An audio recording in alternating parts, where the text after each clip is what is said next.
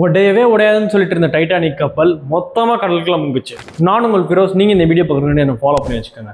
1912 வேர்ல்ட்லேயே ரொம்ப லக்ஸூரியஸான ஷிப்பை ஒன்று பில்ட் பண்ணாங்க. அதுக்கு பேர் தான் RMS டைட்டானிக்.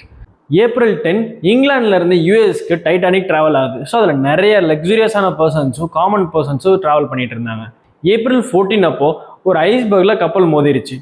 ஸோ அதில் மேஜராக 5 கம்பார்ட்மெண்ட்ஸ் டேமேஜ். என்னதான் கிரியூ மெம்பர்ஸ் கிட்ட இருந்து ஸ்லோவாக போங்கன்ற ஒரு லிமிடேஷன்ஸ் வந்தாலும் அதை டைட்டானிக் டீம் எந்த ஒரு கேரும் பண்ணிக்கிறல. April 15 மிட்நைட் அப்ராக்சிமேட்லி ஒரு 2 AM இருக்கும். மொத்த கப்பலும் கடலுக்குள்ள முங்குச்சு. என்னதான் லைஃப் போட்ஸ் இருந்தாலும் அதில் தப்பிச்சது சில லக்ஸூரியஸான பர்சன்ஸ் தான்.